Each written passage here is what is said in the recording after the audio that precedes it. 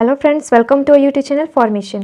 आज हम पढ़ने वाले हैं फार्मास्यूटिकल जूरिस्प्रूडेंस का यूनिट 5, जिसका नाम है फार्मास्यूटिकल लेजिस्लेशन। ठीक है, मतलब कि हमारे फार्मास्यूटिकल्स में क्या क्या जो विधान है, जो नियम है, उसके बारे में। ठीक है, तो अब इसके बारे में पढ़ने से पहले जो हमारा पहला टॉपिक है उसका नाम है अ ब्रीफ रिव्यू हिस्ट्री। ठीक है, हमारा फार्मास्यूटिकल लेजिस्लेशन क्या है और उसकी हिस्ट्री क्या थी, हमें इसके बारे में पढ़ना है।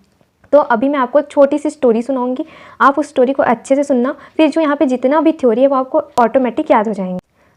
तो लेजिस्लेशन जब हमारे इंडिया में नहीं था, उससे पहले क्या होता था, कोई भी पर्सन कंपाउंडिंग डिस्पेंसिंग कर देता था हमारे किसी भी मेडिसिन का। ठीक है, और उस वक्त ऐसा होता था कि बहुत ज़्यादा हमारा जो फार्मास्यूटिकल्स है सब क्या था, एकदम अस्त व्यस्त था, कुछ भी सही नहीं था। उस टाइम कुछ कुछ एक्ट थे, जैसे कि आपने सुना होगा opium act, poison act, drug dangerous act, ये सब ब्रिटिश गवर्नमेंट ने बनाई थी, लेकिन ये सब भी क्या है, उतने काम में नहीं आते थे। तो इन सारे प्रॉब्लम्स को ओवरकम करने के लिए हमारे गवर्नमेंट ने सोचा कि अब कुछ करना चाहिए, हमें कुछ लेजिस्लेशंस बनाने चाहिए, कुछ विधान बनाने चाहिए जिसको लोग फॉलो करें और हमारा जो भी प्रोफेशन है वो क्या हो, बहुत अच्छे से फिर चले। ठीक है, तो उन्होंने क्या किया, एक कमेटी अपॉइंट किया जिसका नाम था ड्रग इंक्वायरी कमेटी। ठीक है, 1931 में उन्होंने क्या किया, एक कमेटी बनाया जिसको बोलते हैं ड्रग इंक्वायरी कमेटी। इसको बनाने के पीछे ये कारण था कि ये जो कमेटी है वो देखे कि फार्मेसी में क्या क्या प्रॉब्लम्स हो रही हैं। उसके बाद सबसे पहले था एजुकेशन, है ना, एजुकेशन की रिक्वायरमेंट पड़ी। तो हमारे जो महादेवलाल स्क्रॉफ है उन्होंने क्या किया, सबसे पहले यूनिवर्सिटी लेवल पे बनारस हिंदू यूनिवर्सिटी में फार्मास्यूटिकल एजुकेशन को स्टार्ट कर दिया। ठीक, उसके बाद उन्होंने क्या किया, आईपीए। ठीक है, आईपीए को इस्टेब्लिश किया। आईपीए के बाद उन्होंने इंडियन जर्नल ऑफ फार्मेसी को 1939 में इस्टेब्लिश किया। अब इतने सारे काम तो हो गए हमारे एजुकेशन से रिलेटेड।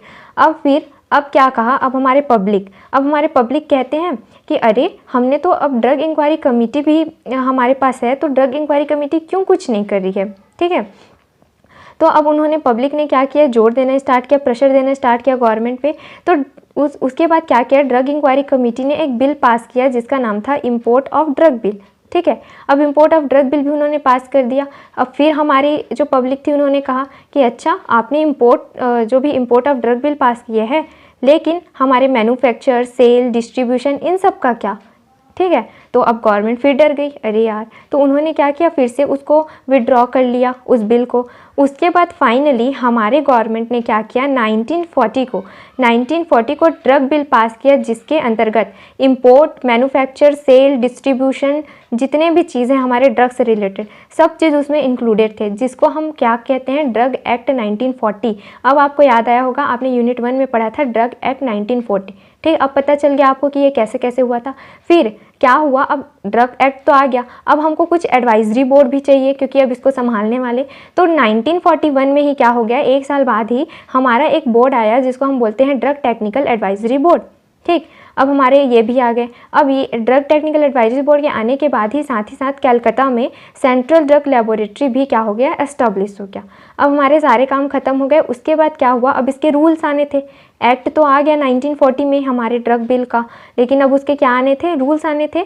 तो 1945 में क्या हुआ, 1945 में हमारे आ गए ड्रग एक्ट के जितने भी रूल थे वो। ठीक है, तो सबसे पहले उस 1945 वाले में हमारे ड्रग से रिलेटेड रूल थे, फिर धीरे धीरे वो रूल्स हमारे कॉस्मेटिक के लिए, आयुर्वेदिक के लिए, होम्योपैथिक प्रिपरेशंस के लिए बनते गए। उसके बाद अब हम आते हैं 1946 में। तो 1946 में क्या हुआ, यहाँ पे अब उन्होंने सोचा कि हमें अब फार्माकोपिया बनाना चाहिए। तो हमारे गवर्नमेंट ने क्या किया, जितने भी हमारे ड्रग थे सबका एक लिस्ट बनाया उन्होंने। ठीक है, सबका एक लिस्ट बनाया जिसमें वो ड्रग भी शामिल थे जो हमारे ब्रिटिश फार्माकोपिया में भी नहीं थे। उसके बाद आया 1948 में हमारा फार्मेसी एक्ट जब आया तो उसी वक्त हमारे पीसीआई का भी एस्टेब्लिशमेंट हो गया, हमारा पीसीआई भी आया अंडर दी फार्मेसी एक्ट 1948 को। ठीक है, फिर अब क्या होता है, 1948 के बाद अब ड्रग्स भी आ गए, सब आ गए। ठीक है, तो ड्रग्स आ गए, हमारे मेडिसिन भी आ गए, हमारे यहाँ पे फार्मेसी एक्ट भी आ गया। तो फार्मेसी एक्ट के अंदर में हमारा पीसीआई भी आया। अब पीसीआई ने क्या किया, हमारे एजुकेशन रेगुलेशन बनाए। ठीक है, आपने यूनिट 3 में पढ़ा होगा फार्मेसी एक्ट 1948 और उसके बाद एजुकेशन रेगुलेशन। तो फिर यहाँ पे हमारा क्या हुआ, 1954 में हमारा आ गया एजुकेशन रेगुलेशन। उसके बाद क्या होता है, 1954 में ही अब हमारे सारे ड्रग्स तो बन गए थे, तो अब आएंगे हमारे ऐसे लोग ऐसे लोग जो लोग हमेशा फॉल्स क्लेम करते हैं कि हाँ आइए हमसे ये तावीज़ ले जाइए, हम आपका ये जो डिसीज़ है उसको ठीक कर देंगे, ऐसा आपने तो सुना ही होगा ना। इसको हम बोलते हैं मिसलीडिंग एडवर्टाइजमेंट, ठीक है। फालतू के लोग एडवर्टाइजमेंट करते हैं कि आप हमसे ये ले जाइए, हम ये ठीक कर देंगे, ठीक। तो उस टाइम 1954 में इसी को हटाने के लिए, प्रोहिबिट करने के लिए हमारा एक एक्ट आया था, ड्रग्स एंड मैजिक रेमेडी 1954, ठीक। देन उसके बाद 1955 में हमारा क्या आया, medical and toilet preparation act. 1955 में ही हमारा फर्स्ट एडिशन आया इंडियन फार्माकोपिया का। देन उसके बाद 1985 में हमारा आया narcotic and psychotropic substance act. उसके बाद लास्टली जो आप अभी यूनिट 4 में पढ़ेंगे, 1987 में हमारा आया drug and price control order, ठीक है। तो ये था, हमने आपको एक छोटी सी स्टोरी सुनाई। अगर आपको ये स्टोरी याद हो गया कि इसके बाद ये आता है, तो आपको पूरी हिस्ट्री याद हो जाएगी। तो हम अभी पूरा जो जितना भी थ्योरी लिखे हैं वो भी हम पढ़ देते हैं, आप ऐसे में आपको लाइन टू लाइन सब चीज़ समझ आ जाए। तो हम स्टार्ट करते हैं। In early part of the 20th century there was practically no legislative control of the drug as well as the profession of pharmacy, ठीक है। क्या होता था पहले के टाइम पे, यहाँ पे कोई लेजिस्लेशन नहीं था फार्मेसी से रिलेटेड। उसके बाद बोलता है कि although the opium act 1878 and the poison act 1990 and the dangerous drug act 1930 were in force and there was specific nature and grossly inadequate in controlling to take chaotic condition prevailing at that time. इसका मतलब ये है कि पहले ये सारे act तो थे हमारे, opium act, dangerous act, poison act, सारे थे, लेकिन क्या था कि फिर भी हमारा जो सिस्टम है वो क्या था, अस्त व्यस्त था। फिर 1927 अ रिजोल्यूशन वॉज पास्ड, एक रिजोल्यूशन पास हुआ by the Council of State to recommend to Governor General to take immediate step to control the indiscriminate use of drug and to legislate for the standardization of the preparation and sale of drug, ठीक है। फिर 1927 में क्या हुआ, एक resolution pass हुआ जिसमें क्या कहा गया कि हमको कुछ लेजिस्लेशन बनाने चाहिए ताकि हमारा जो भी सेल हो रहा है, ड्रग का प्रिपरेशन हो रहा है, सब क्या हो, एक अच्छे से मैनर में हो, ठीक। फिर the government of India in pursuance to the resolution appointed a committee known as the drug inquiry committee in 1931। तो फिर हमारे गवर्नमेंट ऑफ इंडिया ने क्या किया, धैर्य से काम लिया और उन्होंने क्या किया, 1931 में ड्रग इंक्वायरी कमेटी का गठन किया। फिर government of India on 11 August 1931 appointed a committee under the chairmanship of Colonel R.N. Chopra to see into the problems of pharmacy in India and recommend the measures to be taken, ठीक। उसके बाद क्या हुआ, हमारे 1931 में under the chairmanship of R.N. Chopra हमारा drug inquiry committee establish हो गया। फिर उसके बाद उन्होंने क्या किया, जो हमारे R.N. चोपड़ा थे, उन्होंने देखा कि हमारे फार्मेसी में क्या क्या प्रॉब्लम्स हैं। This committee publish its report इन 1931 और इन्होंने 1931 में ही क्या कर दिया, अपना जो भी रिपोर्ट है उसको पब्लिश कर दिया। फिर it was reported that there was no recognize specialist profession of pharmacy, a set of people known as a compounder were filling the gap. देखो फिर क्या हुआ, उस रिपोर्ट के अकॉर्डिंग ये था कि हमारा जो फार्मेसी प्रोफेशन है ना, उसमें ऐसे भी लोग हैं जो जिसके पास कोई क्वालिफिकेशन नहीं है, फिर भी वो क्या कर रहे हैं, कंपाउंडिंग का काम कर रहे हैं। Just after the publication of the report, professor M.L. Schroff, जिनको हम बोलते हैं professor Mahadevlal Schroff, initiated a pharmaceutical education at the university level in the Banaras Hindu University. फिर क्या हुआ, हमारे जो M.L. स्क्रॉफ थे, उन्होंने बनारस हिंदू यूनिवर्सिटी में क्या किया, पहला फार्मास्यूटिकल एजुकेशन स्टार्ट किया। फिर उसके बाद इन 1935 यूनाइटेड प्रोविंस फार्मास्यूटिकल एसोसिएशन, जो अब जाना जाता है इंडियन फार्मास्यूटिकल एसोसिएशन के नाम से, उसको एस्टेब्लिश किया गया। 1935 में क्या हुआ, हमारा IPA का एस्टेब्लिशमेंट हुआ। फिर Indian journal of pharmacy was started by the professor M.L. स्क्रॉफ इन 1939। फिर 1939 में M.L. स्क्रॉफ ने ही क्या किया, इंडियन जर्नल ऑफ फार्मेसी को स्टार्ट किया। Then in pharmaceutical conference held in this session at a different place to publicize the pharmacy as a whole. फिर उसके बाद एक कॉन्फ्रेंस बैठाया गया जिसमें उन्होंने फार्मेसी को पूरे इंडिया में क्या कर दिया, पब्लिसाइज कर दिया। उसके बाद finding the government reluctant is to important the recommendation given by DEC, मतलब कि drug inquiry committee, the demand and pressure from the public was increased to implement the recommendation। इसका मतलब ये था, अब पब्लिक के साइड से प्रेशर बढ़ने लगा कि अब क्या हुआ, अब तो ड्रग इंक्वायरी कमेटी भी बन गई, अब कुछ मेजर्स लेने चाहिए, ठीक है।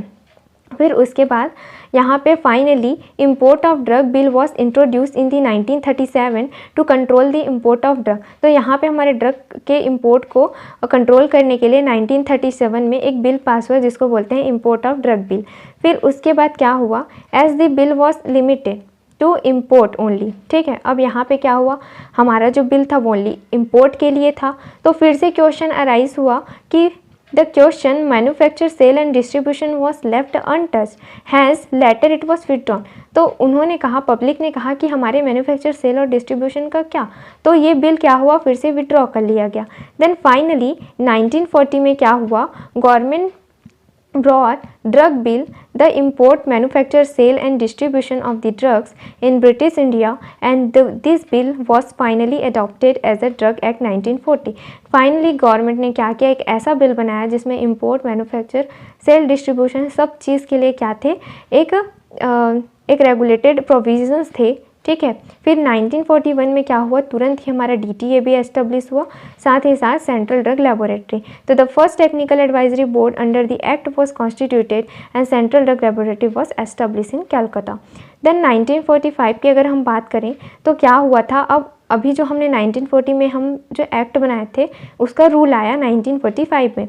तो drug rule under the drug act 1940 was established and the drug act has been modified from time to time and at present the provision of the act cover cosmetic, ayurvedic, यूनानी, homeopathic medicine in the respect. इसका मतलब ये है कि क्या हुआ, अब इसका रूल आया, ड्रग के लिए रूल आया, फिर टाइम टू टाइम वो क्या होते गया, जो नियम है उसमें सुधार होते गए, फिर उसमें हमारे कॉस्मेटिक्स के लिए, आयुर्वेदिक के लिए, यूनानी के लिए, सबके लिए रूल आते गए।